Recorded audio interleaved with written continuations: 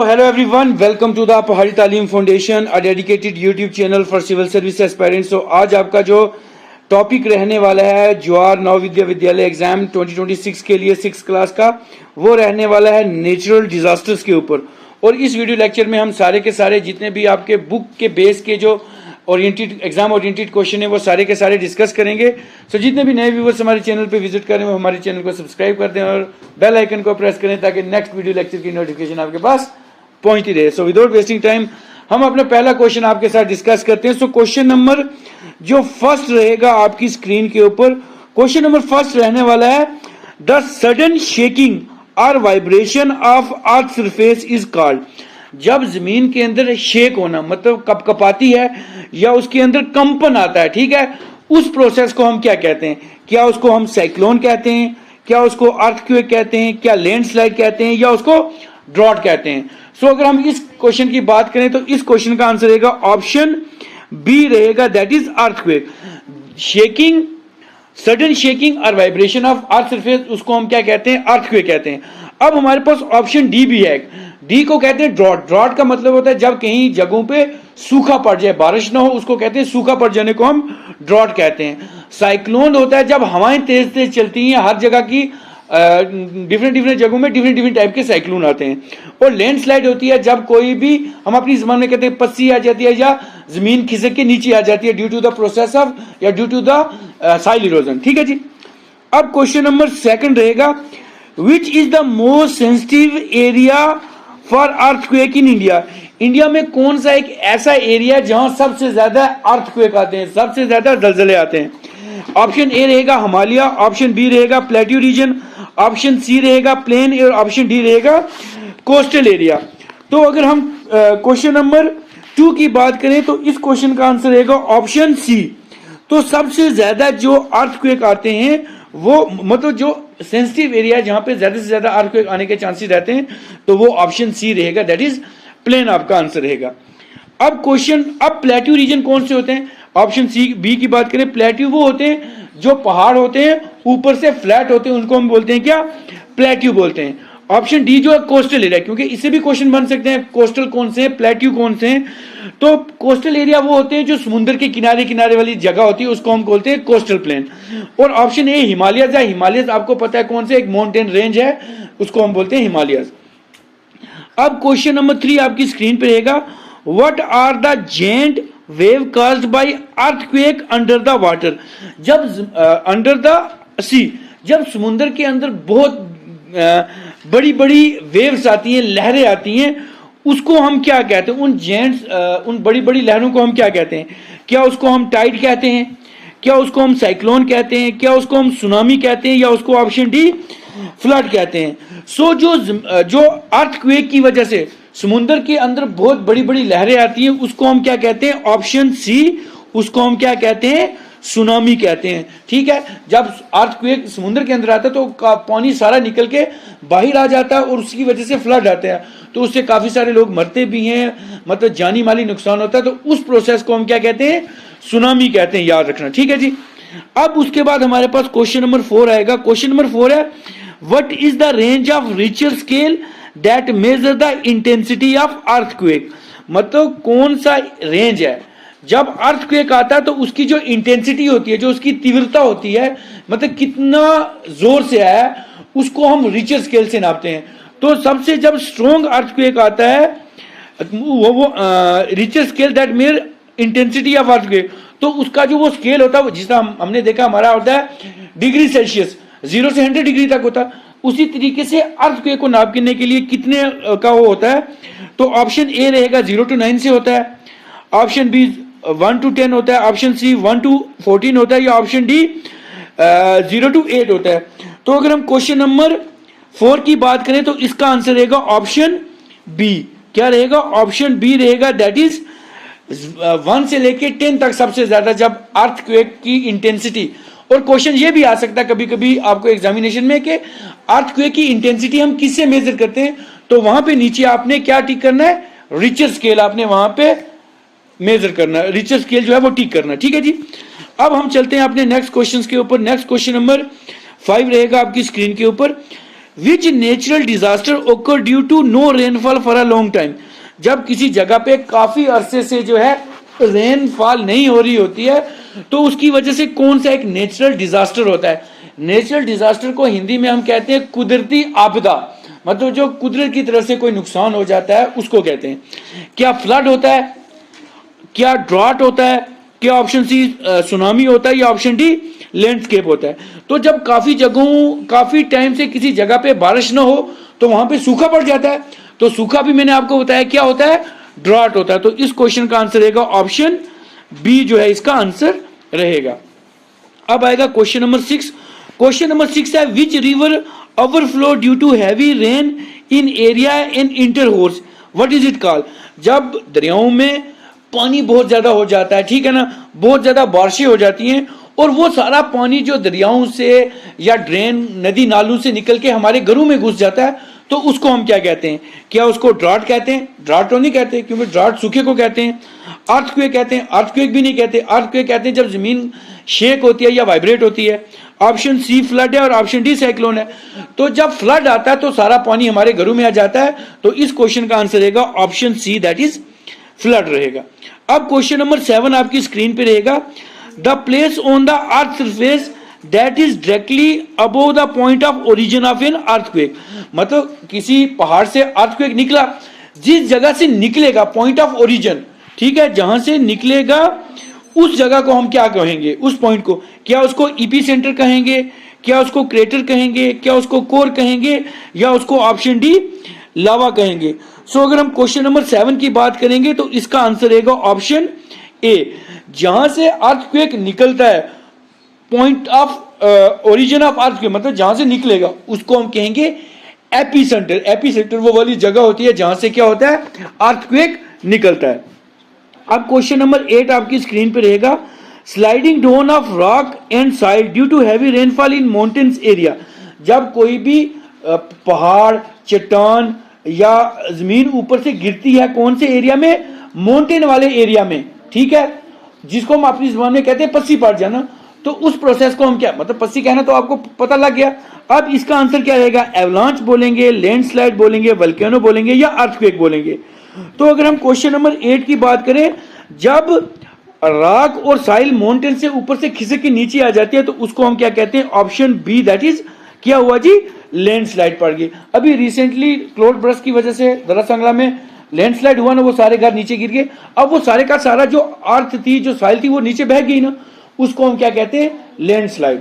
अब आया किसकी वजह से, क्लाउड बर्स्ट की, क्योंकि उसमें जगह पे पानी इकट्ठा हो गया और वह पानी उसको लेके बह गया, ठीक है जी। अब हमारे पास क्वेश्चन नंबर आ जाएगा question number 9।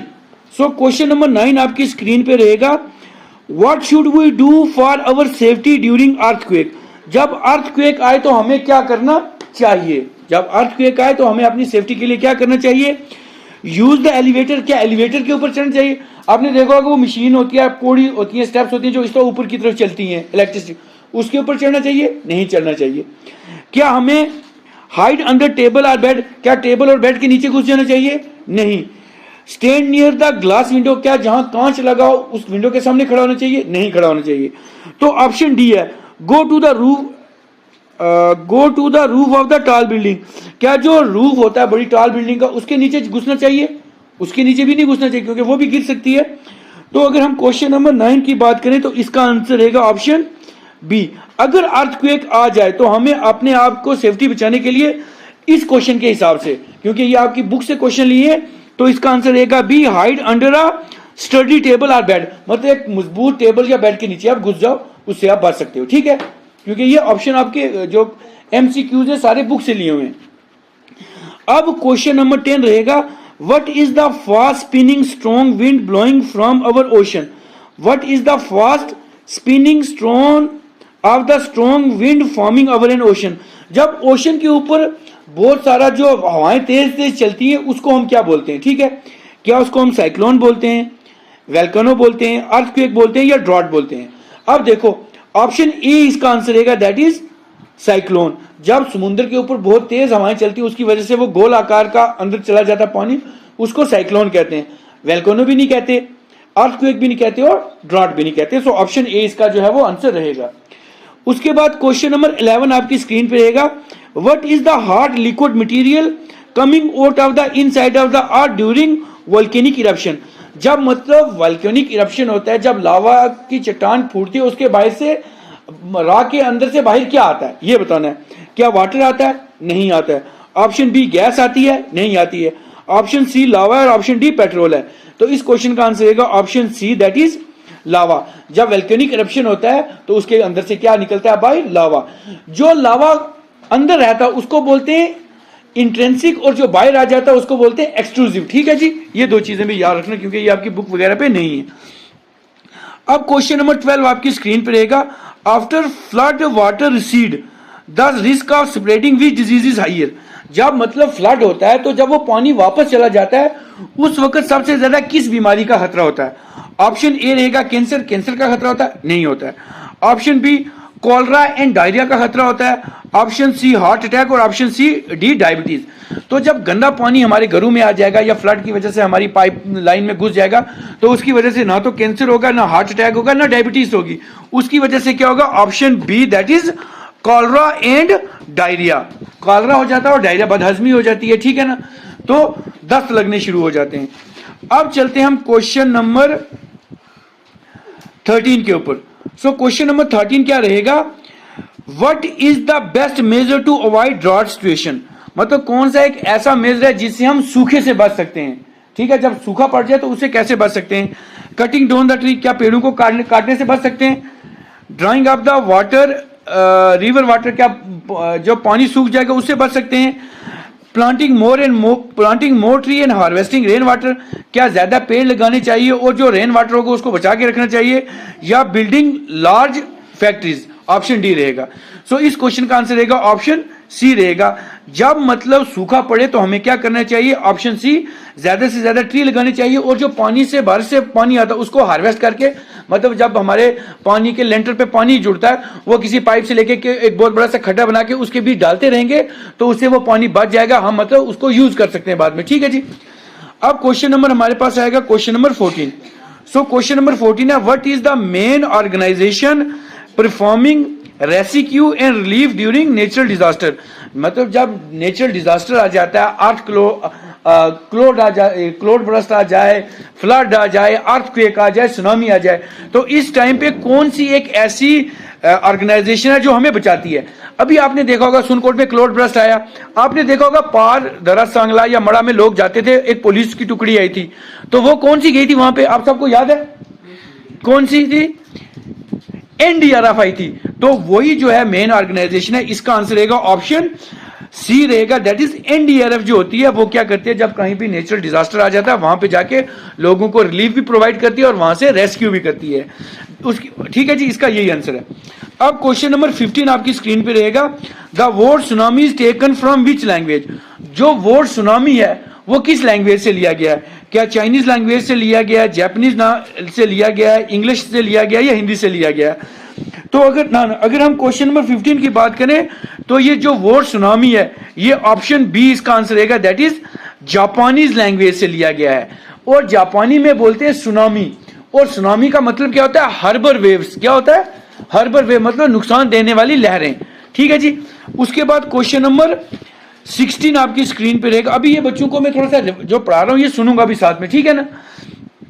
What is the main cause of earthquake. जो जलजला होता है, अर्थक्वेक होता है, वो किसकी वजह से होता है? उसका मेन काज क्या होता है? ऑप्शन ए, क्या दो क्लाउड बादल आपस में टकराएंगे उसकी वजह से होता है? क्या शिफ्टिंग ऑफ टेक्टोनिक प्लेट्स, जमीन के अंदर प्लेट्स हैं बहुत बड़ी बड़ी टेक्टोनिक, उसकी वजह से होता है? क्या ज्यादा गर्मी जो सन से आती है उसकी वजह से होता है? या हैवी रेनफॉल की वजह से जो है अर्थक्वेक होता है? सो इस क्वेश्चन की बात करें तो इसका आंसर भी रहेगा ऑप्शन बी। जब जो जमीन के नीचे टेक्टोनिक प्लेट्स होती हैं वो जब एक दूसरे के साथ टकराती हैं तो उसकी वजह से अर्थक्वेक आता है। पहले जमाने में आपको या हमारे टाइम पे बता दीजिए, बैल के सींग पे जमीन है तो एक सींग से दूसरी सींग पे जब जमीन करता है तो उसकी वजह से क्या होती है? जमीन हिलती है तो जलजला आता है, ऐसा कुछ नहीं है, ये सारे मिथ्स है, ठीक है ना। हमारे टाइम में, आज से बहुत पहले की बात कर रहे हैं, या पहले टाइम पे पढ़ाया जाता था। लेकिन टेक्निकली देखा जाए, जमीन के अंदर प्लेट्स होती हैं, उनको बोलते हैं टेक्टोनिक प्लेट्स। कुछ मेजर प्लेट होती हैं और कुछ माइनर प्लेट होती हैं। वो एक कन्वर्जेंट प्लेट होती है, एक डाइवर्जेंट प्लेट होती है, मतलब ऐसे चलती रहती है प्लेटें, दो आपस में टकराएंगी तो जलजला हो जाएगा। अब कुछ कन्वर्जेंट प्लेट होती है, कुछ डाइवर्जेंट। वो डाइवर्जेंट जो पीछे की तरफ जाती है, वो पीछे जाकर किसी और के साथ टकराएंगी तो उससे क्या हो जाएगा, अर्थक्वेक हो जाएगा, ठीक है जी, जलजला आ जाता है। अब चलते हैं हम क्वेश्चन नंबर 17 के ऊपर। सो क्वेश्चन नंबर 17 रहेगा, by what name is the cyclone known in America. तो जो साइक्लोन का नाम अमेरिका में है उसको हम क्या कहेंगे? क्या उसको टाइफून कहेंगे? नहीं कहेंगे। क्या उसको हुरिकेन कहेंगे, विली विली कहेंगे, या टर्नेडो कहेंगे? सो अगर हम बात करेंगे अमेरिका में, तो अमेरिका में साइक्लोन को क्या कहते हैं? हुरिकेन कहते हैं। तो ऑप्शन बी इसका रहेगा आंसर। और जो ऑस्ट्रेलिया में या अर्जेंटीना में शायद उधर उसको विली विली कहते हैं, ठीक है जी, विली विली इसका नाम होता है। मतलब साइक्लोन जो ये होते हैं ना साइक्लोन, इनका नाम रखा हुआ होता है वहां पे। उसके बाद आ जाता है question number 18, deforestation on mountain increase the risk of which disaster. अगर हम माउंटेन, जितने भी हमारे माउंटेन है, पहाड़ हैं, उसके ऊपर से अगर हम डिफॉरेस्टेशन करें, पेड़ों को काटना शुरू कर दें, तो उसकी वजह से क्या होगा? क्या सुनामी आएगी? सुनामी तो समुद्र से आती है, पहाड़ से तो नहीं आएगी। क्या लैंडस्लाइड होगा? जमीन खिसक के नीचे आ जाएगी। क्या वोल्केनिक इरप्शन होगा? वोल्केनो निकलेगा। या ऑप्शन डी साइक्लोन आएगा। तो जब हम पहाड़ों से पेड़ काटना शुरू करेंगे तो उसकी वजह से क्या आएगा? Option B, that is landscape आएगा। क्यों लैंडस्लाइड है? क्योंकि जो पेड़ की जड़ें हैं, जो रूट्स हैं, उन्होंने जमीन को पकड़ के रखा है। जब पेड़ काट देंगे तो वो जड़ें कमजोर हो जाएंगी, तो वो जो जमीन होगी, बारिश आएगी, वो नीचे खिसक जाएगी, जिसकी वजह से लैंडस्लाइड आ जाता है। अब क्वेश्चन नंबर 19 आपकी स्क्रीन पे रहेगा, विच डिस्ट्रक्शनल नेचुरल डिजास्टर ओकर इन इंडिया इन 2004। 2004 में कौन सा नेचुरल डिजास्टर आया था जिसकी वजह से कोस्टल एरिया, जो समुद्र के किनारे किनारे वाले एरिया थे, वहां बहुत ज्यादा तबाही हुई थी। 2004 में हुई थी, बहुत तगड़ी तबाही हुई थी। तो वो किसकी वजह से हुई थी? वेल्कानो की वजह से हुई थी? नहीं, वेल्कानोस की वजह से नहीं हुई थी। तो ऑप्शन बी सुनामी है, ऑप्शन सी ड्रॉट है, और ऑप्शन डी स्नो स्टॉर्म है।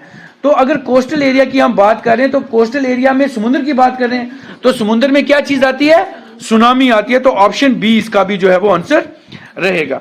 अब क्वेश्चन 20 आपकी स्क्रीन पे रहेगा, if you are in a building an earthquake ओकर।